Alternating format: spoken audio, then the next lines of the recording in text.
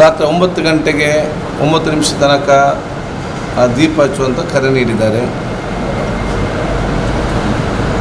So ಇದರಲ್ಲಿ ಭಾಗವಹಿಸುವಂಥ ಕೆಲಸ ಎಲ್ಲರೂ ಕೂಡ ಇವತ್ತು ಮತ್ತೊಂದು ಸಂದರ್ಭ ಅದರಲ್ಲಿ ಬಹುಶಃ ಇದು ನಷ್ಟ ಆಗುವಂಥದ್ದು ಯಾರಿಗೂ ಕೂಡ ಏನು ಕೂಡ ಇವತ್ತು ಇಲ್ಲ. ಆದರೆ ಎಲ್ಲ ಕೂಡ ಅದರಲ್ಲಿ ಭಾಗವಹಿಸ್ತಾರೆ, ಬಹುಶಃ ಅದರಲ್ಲಿ ದೀಪ ಹಚ್ಚಿಕೊಳ್ತಾರೆ ಅನ್ನೋ ವಿಶ್ವಾಸ ನನಗೆ ಇವತ್ತು ಇದೆ. ನಾನು ಬೆಳಿಗ್ಗೆ 2 ಕ್ಯಾನ್ ತರಿಸಿ ಇಟ್ಕೊಂಡಿದ್ದೇನೆ. ಜನರಿಗೆ ಯಾರಿಗೂ ಕೂಡ ಇವತ್ತು ಗೊಂದಲ ಬೇಡ. ಮೊನ್ನೆ ಈ ವಿಚಾರ ಬಂದಾಗ ನಮ್ಮ 9 ಗಂಟೆಗೆ 9 ನಿಮಿಷಕ್ಕೆ ಕ್ಯಾಂಡಲ್ ಹಚ್ಚಿಸುವಂಥ ಅಥವಾ ದೀಪ ಹಚ್ಚುವಂಥ ವಿಚಾರ ಬಂದಾಗ ನಮ್ಮಲ್ಲಿರುವಂಥ ಭಾವನೆ ವ್ಯಕ್ತಪಡಿಸುವುದು ನಮ್ಮೆಲ್ಲರ ಕರ್ತವ್ಯ. ನಾವೇನು ಹೇಳಿದ್ದೇವೆ, ಇವತ್ತು ಹಸಿವು ನೀಗಿಸುವಂಥ ಕೆಲಸ ಇವತ್ತು ಮಾಡಬೇಕು. ಯಾಕೆ ನಾವು ಹೇಳಿದ್ದೇವೆ ಅಂತ ಹೇಳಿದರೆ, ಇನ್ನೂ ಕೂಡ ನಮಗೆ ಗೋಧಿ ಬರಲಿಲ್ಲ, ಎಲ್ಲ ರೇಷನ್ ಶಾಪಲ್ಲಿ ಅಕ್ಕಿ ಬರಲಿಲ್ಲ, ಇವರು ಬೇಳೆ ಕೊಡ್ತಂತೇಳಿ ಬೇಳೆ ಕೂಡ ಇವತ್ತು ಬರಲಿಲ್ಲ. ಮತ್ತು ಎಷ್ಟು ಜನ ಕಷ್ಟದಲ್ಲಿದ್ದಾರೆ, ಹಸಿವಿನಲ್ಲಿದ್ದಾರೆ. ಸೊ ಇದನ್ನು ಈಗ ನಾವು ಇವತ್ತು ಕ್ರಮ ಕೈಗೊಳ್ಳಬೇಕು. ಇವತ್ತು ನೋಡಿ, ಒಂದು ಬಡವರಿಗೆ ಒಂದು ಗ್ಯಾಸಿಗೆ ಒಂದು ಸುಮಾರು 700 ರೂಪಾಯಿ ತನಕ ಬರ್ತದೆ. ಟಿ ವಿಯಲ್ಲಿ ಏನು ಬಂದಿದೆ, ಎಲ್ಲರಿಗೂ ಕೂಡ ಉಚಿತ ಗ್ಯಾಸ್ 3 ತಿಂಗಳು. ಮತ್ತೆ ನೋಡುವಾಗ ಇಲ್ಲಿ ಏನಿದೆ, ಬರೇ ಉಜ್ವಲ ಯೋಜನೆ ಅಡಿಯಲ್ಲಿ ಆ ಪ್ರಯೋಜನ ಪಡೆದಂಥವ್ರಿಗೆ ಮಾತ್ರ ಯಾವ APL ಕೂಡ ಇಲ್ಲ. ಮತ್ತು ಅನಿಲ ಭಾಗ್ಯದಲ್ಲಿ ಸಿಕ್ಕಿದಂಥ ಫಲಾನುಭವ ಕೂಡ ಇವತ್ತು ಇಲ್ಲ. ಈ ಇಡೀ ನಮ್ಮ ಇದರಲ್ಲಿ 25,000 ಜನ ಕೂಡ ಇಲ್ಲ. ನಮ್ಮ ಯಾವುದು ಇಡೀ ಜಿಲ್ಲೆಯಲ್ಲಿ ನಮ್ಮ ಉಜ್ವಲ ಯೋಜನೆಯಲ್ಲಿ ಇವತ್ತು ಬಂದವರು. ಇವತ್ತು ನಾವು ಕಾಡಿನಲ್ಲಿ ಜೀವಿಸುವಂಥವರಿಗೆ ನಾವು ಫಾರೆಸ್ಟ್ ಮುಖಾಂತರ ನಾವು ಗ್ಯಾಸ್ ಕೊಟ್ಟಿದ್ದೇವೆ. ಪಾಪ ಅವ್ರಿಗಿಲ್ವ ಆ ಸ್ಕೀಮ್? ಹಾಗಾದರೆ SC/ST ಅವರಿಗೆ ನಾವು SC/ST ಡಿಪಾರ್ಟ್ಮೆಂಟ್ ಮುಖಾಂತರ ನಾವು ಇವತ್ತು ಗ್ಯಾಸ್ ಕೊಟ್ಟಿದ್ದೇವೆ ಅಲ್ವಾ? ಮೈನಾರಿಟೀಸ್ ಅವರಿಗೆ ಇಲ್ಲಿ 7.5 ಇದರಲ್ಲಿ ಬರುವಂಥ ಯೋಜನೆಯಲ್ಲಿ ಬಡವರಿಗೆ ಇವತ್ತು ನಾವಿಲ್ಲಿ ಗ್ಯಾಸ್ ಕೊಟ್ಟಿದ್ದೇವೆ. ಇವರಿಗೆ ಯಾರಿಗೂ ಕೂಡ ಪ್ರಯೋಜನ ಇಲ್ಲ. ಬರೀ ಉಜ್ವಲದಲ್ಲಿ ಪ್ರಯೋಜನ ತಗೊಂಡಂಥ ಕೆಲವು ಮಂದಿ ನನ್ನ ಕ್ಷೇತ್ರದಲ್ಲಿ ಸುಮಾರು 100 ಅಥವಾ 200 ಮಂದಿ ಕೂಡ ಇವತ್ತು ಇರಲಿಕ್ಕೆ ಇಲ್ಲ ಇದರಲ್ಲಿ, ಅಥವಾ 1,000 ಕೂಡ ಮೀರಲಿಕ್ಕಿಲ್ಲ. ಇಡೀ ನಮ್ಮ 2 ಲಕ್ಷ ಇರುವಂಥ ಸಂದರ್ಭದಲ್ಲಿ 60,000 ಕುಟುಂಬಗಳಿರುವಂಥ ಸಂದರ್ಭದಲ್ಲಿ ಬರೀ 1,000 ಜನರಿಗೆ ಅದನ್ನು ಪ್ರಯೋಜನ ಕೊಟ್ಟರೆ ಏನು ಪ್ರಯೋಜನ? ಬೇರೆ ಅಭಿಪ್ರಾಯನೂ ತಿಳಿಸೋದು ನಮ್ಮ ಜವಾಬ್ದಾರಿ. ಪ್ರಧಾನಮಂತ್ರಿಗಳು ಒಂದು ಸಂದೇಶ ಹೇಳಿದಾಗ ಅದನ್ನು ಬಹುಶಃ ಮಾಡೋದಿಲ್ಲ ಅಂದರೆ ನಾವು ಯಾರು ಕೂಡ ಹೇಳೋದಿಲ್ಲ. ಬೇಕಾದವರು ಮಾಡ್ತಾರೆ, ಬೇಡದವರು ಮಾಡೋದಿಲ್ಲ. ಅದು ನಾನು ಮಾಡ್ತೇನೆ, ಅದ್ರಲ್ಲಿ ತಪ್ಪೇನಿದೆ? ಅದರಲ್ಲಿ ಕೆಲವರು ಚರ್ಚೆ ಪ್ರಯೋಜನ ಆಗ್ತದ, ಪ್ರಯೋಜನ ಆಗೋದು, ಅದು ಚರ್ಚೆ ಯಾಕೆ? ಈಗ ಅದರಿಂದ ನಮಗೇನು ದೊಡ್ಡ ನಷ್ಟ ಏನಿಲ್ಲಲ್ಲ. ಸೊ ಮಾಡೋರು ಮಾಡ್ತಾರೆ, ನಾನು ಅದನ್ನು ಕ್ಯಾಂಡಲ್ ಹತ್ತಿಸ್ತೇನೆ, ಅದರಲ್ಲಿ ಏನಾಯಿತು ಇದಕ್ಕೆ? ಸೊ ಆ ಟ್ವೀಟಿಗೆ ತಪ್ಪಭಿಪ್ರಾಯ ಯಾರು ಕೂಡ ತೆಗೊಳ್ಳುವಂಥ ವಿಚಾರ ಇವತ್ತು ಬೇಡ.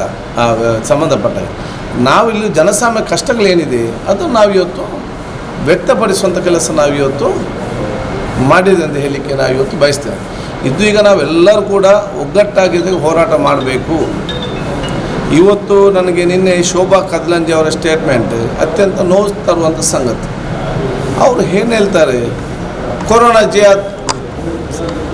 ಒಂದು ಸಂಸದರು ಈ ರೀತಿ ಮಾತಾಡೋದಿದೆಯಾ? ಈಗ ಅದರ ಬಗ್ಗೆ ನಾನು ಚರ್ಚೆ ಮಾಡಲಿಕ್ಕೆ ಹೋಗೋದಿಲ್ಲ, ಯಾಕೆಂದರೆ ಕಾಲ ಅಲ್ಲ ಅದಕ್ಕೆ ಚರ್ಚೆ ಮಾಡಲಿಕ್ಕೆ. ಈಗ ನಮ್ಮ ಟೈಮ್ ಏನು, ಈ ಒಂದು ಕೊರೋನಾ ವೈರಸ್ಸನ್ನು ನಾವೇಗೆ ಪ್ರಿವೆನ್ಷನ್ ಮಾಡೋದು, ಮತ್ತೇನು ಅದನ್ನು ಡೆಮಾಲಿಷ್ ಮಾಡೋದು, ನಿರ್ಮೂಲನೆಗೆ ಮಾಡೋದು, ಇದು ನಮ್ಮ ಮೊದಲ ಇವತ್ತು ಆದ್ಯತೆ. ಆದರೆ ನಾನಿವತ್ತು ಸಂಸದರಿಗೆ ಎಲ್ಲ ಜನರ ಪರವಾಗಿ ಕೇಳಲಿಕ್ಕೆ ನಾನಿವತ್ತು ಬಯಸ್ತೇನೆ. ನಿಜಾಮುದ್ದೀನ್ನಲ್ಲಿ ತಬ್ಲಿಗ್ ಜಮಾತ್ ಧಾರ್ಮಿಕ ಕಾರ್ಯಕ್ರಮ ನಡೆದದ್ದು ಮಾರ್ಚ್ 13ರಿಂದ 17ನೇ ತಾರೀಕಿನವರೆಗೆ. ಆವಾಗ ವಿಶ್ವದ ಎಲ್ಲ ದೇಶದಲ್ಲಿ ಬಂದು ನಮ್ಮ ದೇಶದಲ್ಲಿ ಕೂಡ ಕಾಣಸಿಕ್ಕುವಾಗ ಅಂತ ಆಯಿತು. ನಾವು ಮಾರ್ಚ್ 1ಗೆ ನಾನೇ ಅಸೆಂಬ್ಲಿಯಲ್ಲಿ ಮಾತಾಡಿದ್ದೇನೆ, ಇಂಟರ್ನ್ಯಾಷನಲ್ ಫ್ಲೈಟ್ ಬಂದ್ ಮಾಡಿ, ಡೊಮೆಸ್ಟಿಕ್ ಫ್ಲೈಟ್ ಬಂದ್ ಮಾಡಿ, ಸೋಂಕಿತರ ನಮ್ಮಲ್ಲಿಗೆ ಬರಲಿಕ್ಕೆ ಬಿಡಬೇಡಿ ಅಂತೇಳಿ ನಾನು ಸತತವಾಗಿ ಪಾರ್ಲಿಮೆಂಟ್ಲಿ ಮಾತಾಡಿದ್ದೇನೆ. ಇವರು ಯಾವಾಗ ಅದನ್ನು ಬ್ಯಾನ್ ಮಾಡಿದರು? ನಾನು ಮಾತಾಡಿದ ಮಾರ್ಚ್ 1ನೇ ತಾರೀಕಿಗೆ, ಬ್ಯಾನ್ ಆದದ್ದು 24ಕ್ಕೆ ನಮ್ಮ 22ಕ್ಕೆ ಇಂಟರ್ನ್ಯಾಷನಲ್ ಫ್ಲೈಟ್, 24ಕ್ಕೆ ಡೊಮೆಸ್ಟಿಕ್ ಫ್ಲೈಟ್. ಬರುವವರೆಲ್ಲ ಈ ಬೇರೆ ಬೇರೆ ದೇಶದಿಂದ ಬರುವವರೆಲ್ಲ ಬಂದು ಬಿಟ್ಟಾಗಿದೆ. ಬೇರೆ ಬೇರೆ ರಾಜ್ಯದವರು ಕೂಡ ಸೋಂಕಿತರು ನಮಗೆ ತಂದು ಬಿಟ್ಟು ಇಲ್ಲಿ ಆಗಿದೆ. ಇವರು ಮಾರ್ಚ್ 15ಕ್ಕೆ ಇವರಿಗೆ ಪರ್ಮಿಷನ್ ಕೊಟ್ಟದ್ದು ಯಾಕೆ? ನಾವು ಕೇಳಿದಿಷ್ಟೇ. ಈ ಧಾರ್ಮಿಕ ಕಾರ್ಯಕ್ರಮ ಇವರು ಮಾಡಿದ್ದು ನಾನು ಸರಿ ಅಂತ ಹೇಳುವುದಿಲ್ಲ, ಇವರು ಮಾಡಿದ ತಪ್ಪೆ. ಇವರಿಗೆ ಮಾಹಿತಿ ಉಂಟಾ ಮಾಹಿತಿ ಇಲ್ವ ಅಂತ ನನಗೆ ಗೊತ್ತಿಲ್ಲ. ಆದರೆ ಇಂಥ ಇಡೀ ವಿಶ್ವದಲ್ಲಿ ಇಂಥ ಚರ್ಚೆ ನಡೀತಾ ಇದೆ, ಪಾರ್ಲಿಮೆಂಟಲ್ಲಿ ಚರ್ಚೆ ಆಗ್ತಾ ಇದೆ, ನಮ್ಮ ಅಸೆಂಬ್ಲಿಯಲ್ಲಿ ಇವತ್ತು ಚರ್ಚೆ ಆಗ್ತಾಯಿದೆ, ಟಿ ವಿ ಮೀಡಿಯಾದಲ್ಲಿ ಬರ್ತದೆ, ಗುಂಪು ಸೇರಬೇಡಿ ಅಂತ ಹೇಳ್ತಾರೆ. ಈ ಸಂದರ್ಭದಲ್ಲಿ ಇವರು ಮಾಡಿದ್ರು ಸರಿ ಅಂತ ನಾನು ಹೇಳುವುದಿಲ್ಲ. ಅದರಿಗೆ ಮಾಹಿತಿ ಇತ್ತ ಮಾಹಿತಿ ನಮ್ಗೆ ಗೊತ್ತಿಲ್ಲ. ಆದರೆ ಇಲ್ಲಿ ಕೇಂದ್ರ ಸರ್ಕಾರಕ್ಕೆ ವಿಶ್ವ ಆರೋಗ್ಯ ಸಂಸ್ಥೆ ಎಚ್ಚರಿಕೆ ಕೊಟ್ಟಿದೆ, ಅಲರ್ಟ್ ಕೊಟ್ಟಿದೆ. ಚೈನಾ ಬೇರೆ ಬೇರೆ ದೇಶಗಳು ಇವತ್ತು ಬಹಳಷ್ಟು ಇವತ್ತು ಗೊಂದಲ ಆಗುವಂಥ ವಿಚಾರ ಇತ್ತು. ತದನಂತರ ಕೂಡ ಇವರಿಗೆ ಪರ್ಮಿಷನ್ ಯಾಕೆ ಕೊಟ್ಟದಂತೇಳಿ ಈ ದೇಶ ಜನರಿಗೆ ಹೇಳಬೇಕಾ? This is the failure of the external ವಿದೇಶಾಂಗ ಸಚಿವ ಮತ್ತು ಕೇಂದ್ರದ ಗೃಹ ಸಚಿವ. ಇದರ ಫೇಲಿಯರ್ ಯಾಕೆಂತ ಹೇಳಿದರೆ, ಡೆಲ್ಲಿಯಲ್ಲಿ ಇವತ್ತು ಪೊಲೀಸ್ ಡಿಪಾರ್ಟ್ಮೆಂಟ್ ಇರೋದು ಕೇಂದ್ರ ಸರ್ಕಾರದ ಕೈಯಲ್ಲಿ. ಇದು ಎಕ್ಸ್ಟರ್ನಲ್ ಮಿನಿಸ್ಟ್ರಿಯಲ್ಲಿ ವೀಸಾ ಕೊಟ್ಟಿದ್ದಾರೆ.